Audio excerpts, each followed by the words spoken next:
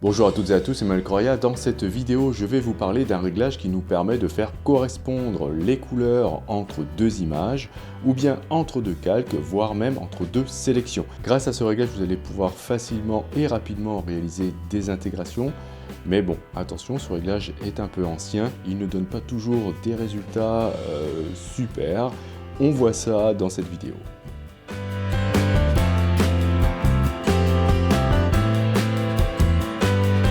Je vais partir avec cette image-là et celle-ci. Le but, c'est de mettre la voiture et le personnage dans cette image. Comme on n'a pas du tout la même ambiance colorimétrique, on va devoir adapter les couleurs de la voiture à son nouvel environnement. Alors, on peut le faire très rapidement avec une commande qui s'appelle correspondance des couleurs que vous trouvez dans le menu Images, Réglages, ici, correspondance de la couleur. Attention, ce réglage ne fonctionne pas sur un objet dynamique.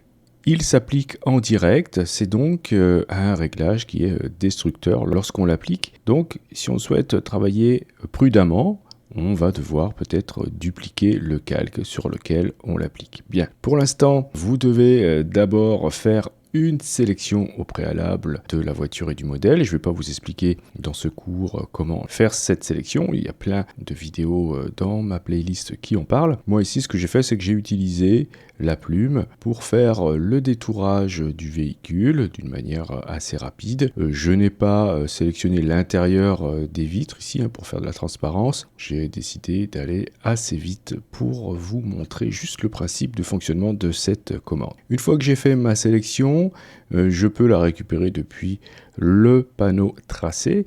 Soit j'utilise le tracé en tant que masque vectoriel, ou bien je peux récupérer la sélection du tracé et déplacer le contenu dans l'autre image. C'est ce que je vais faire ici pour aller plus vite. Donc je fais un contrôle-clic sur la vignette de mon tracé dans le panneau tracé, ça me récupère ma sélection. Je vais ensuite prendre l'outil de déplacement et faire un clic et glisser de cette sélection sur l'onglet de l'autre image. Je maintiens le clic et je descends afin de lâcher le clic et d'amener la sélection dans l'autre image. Je vais ensuite dans le panneau calque renommer ce calque en double-cliquant sur le nom et peut-être changer la taille avec la commande transformation manuelle que j'appelle avec le raccourci CTRL-T ou commande T sur Mac. Je change l'échelle sans déformer. Je vais placer la voiture, pourquoi pas, à ce niveau-là. Ou comme ça, peut-être comme ça, voilà, pour pas que la roue soit coupée. Très bien. Donc là, ce qu'il faut faire, c'est faire une copie du calque sur lequel vous souhaitez modifier les couleurs, car cette commande ne fonctionne pas sur les objets dynamiques. Donc je vais faire une copie de mon calque, je peux faire glisser ce calque directement sur l'icône plus à côté de la poubelle ou utiliser le raccourci CTRL-J ou commande J sur Mac. Je vais décocher la visibilité du premier calque de la voiture, tac, et vérifier que je travaille sur le calque copié, ici. Je vais aller chercher le réglage dans le menu Images, Réglages et cliquer sur Correspondance de la couleur. Très bien. Alors, comment fonctionne ce réglage? Voilà la boîte de dialogue en question. On a ici l'image de destination qui est bien celle-ci. Vous voyez, on a le titre de l'image de notre onglet. On retrouve ce titre ici. On a ensuite des options d'image, la luminance, l'intensité des couleurs et un fondu, ainsi que la possibilité de neutraliser les couleurs. Alors ça, en fait, c'est les réglages de l'image en question que vous êtes en train de traiter. Ok, donc là, en l'occurrence, ici, c'est un calque. Si je modifie ces curseurs, regardez ce qui va se passer.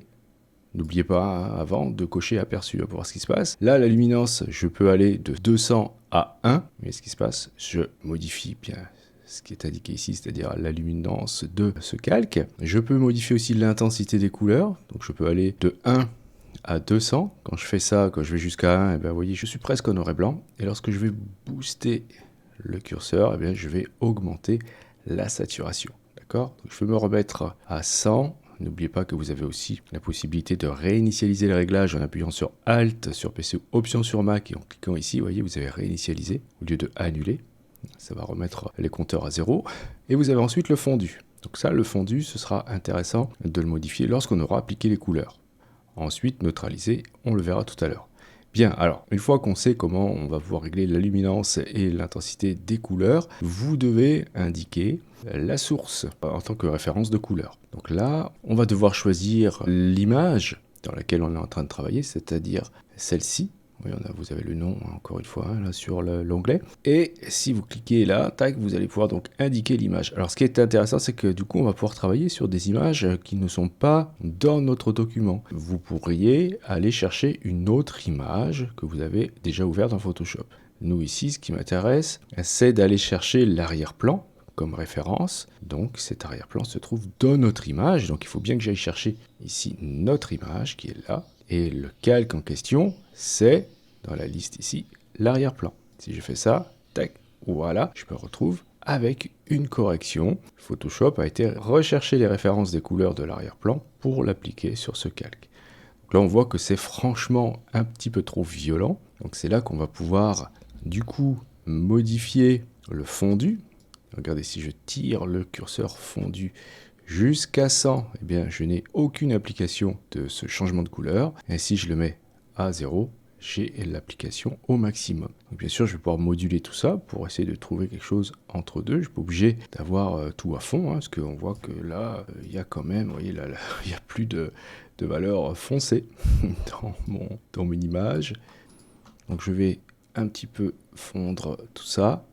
Et je peux cliquer sur neutraliser pour voir si c'est mieux ou pas. Donc quand je fais ça, eh bien, je perds cette dominante orange qui est plutôt intéressante dans cette image. Donc là, ça ne sera pas forcément intéressant de le cocher, mais vous verrez que si vous faites des essais avec d'autres fonds, d'autres environnements, ce sera intéressant de le cocher. Donc là, je vais peut-être essayer de voir en le cochant si j'annule le fondu ce qui se passe. Bon, c'est pas génial. Je peux peut-être baisser l'intensité des couleurs. Et notez une chose, lorsque vous baissez l'intensité des couleurs, je vais décocher neutraliser pour bien vous montrer, eh bien, vous allez vous retrouver avec l'application de la couleur de référence appliquée donc à l'image qui est ici en noir et blanc. Vous voyez, parce que j'ai mis l'intensité des couleurs à 1 au minimum. Donc, ça veut bien dire que l'application de la couleur de l'image de référence se fait après les réglages d'options d'image. Okay, ici, je peux remettre l'intensité des couleurs à 100 ou alors le baisser pour essayer de trouver quelque chose comme ça. Donc voilà, essayez de moduler tous ces réglages, une fois que vous savez comment ça fonctionne, afin d'obtenir le résultat souhaité.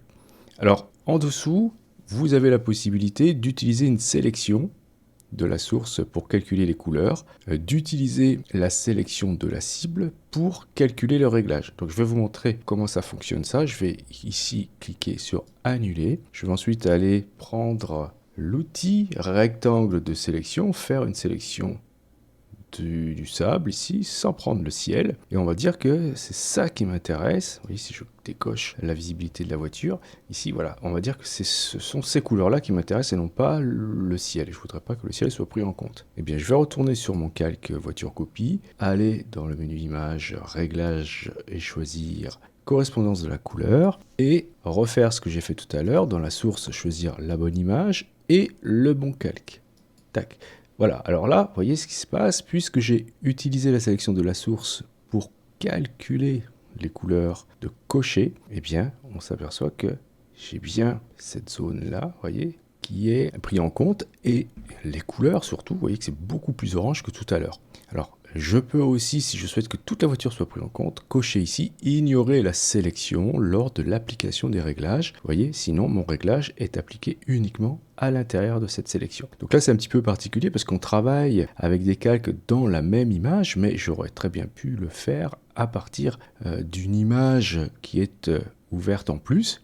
Ok, et dans ce cas, je n'aurais pas confondu ici à la fois la sélection dans laquelle je cherche les couleurs et la sélection dans laquelle est appliqué le réglage. Donc ici, je peux décocher tac, cette option pour obtenir ça. Ensuite, là, je peux décocher utiliser la sélection de la cible pour calculer le réglage et dans ce cas, j'obtiens exactement ce qui m'intéresse, c'est-à-dire que je dis au réglage de n'utiliser que les couleurs qui sont dans cette sélection comme référence et de l'appliquer à tout ce calque. Alors bien sûr, après je peux à nouveau modifier le fondu pour essayer de retrouver quelque chose d'un peu plus juste en termes de couleurs. Je peux ensuite augmenter ici l'intensité. et voilà, et moduler jusqu'à ce que je trouve quelque chose qui m'intéresse. Bien, alors, une fois que vous êtes satisfait, vous voyez que vous avez encore beaucoup de travail, hein. Je vais valider ici, en cliquant sur OK, je vais désélectionner, et on peut voir que on a donc ce résultat après, et avant c'était comme ça.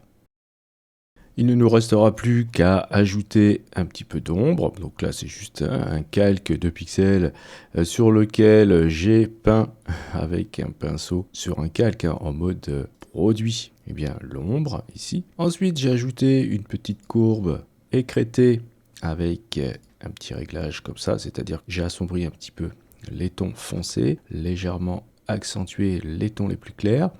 Et j'ai ajouté par-dessus une autre courbe pour augmenter un petit peu l'effet métallique des reflets qui n'est pas appliqué sur les valeurs sombres grâce à une comparaison sur le gris.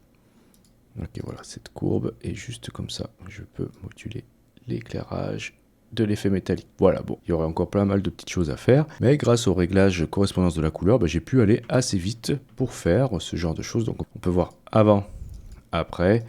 Voilà, c'est pas parfait, mais ça m'a permis d'aller assez vite. Je vous remercie d'avoir suivi cette vidéo. Si vous avez des questions, comme d'habitude, n'hésitez pas à le faire dans les commentaires. Si vous souhaitez soutenir cette chaîne, vous pouvez cliquer sur j'aime, c'est hyper important pour le référencement de celle-ci. Si vous souhaitez aller plus loin, vous pouvez cliquer sur le lien Utip présent dans la description de cette vidéo. Et je remercie encore une fois chaleureusement toutes celles et ceux qui l'ont déjà fait. Et si vous n'êtes pas encore abonné, vous pouvez le faire, bien sûr, en cliquant sur abonnez-vous. N'oubliez pas la petite clochette pour être averti des prochains cours ou des prochains tutos. Justement, on se dit à la prochaine pour un autre cours ou pour un autre tuto.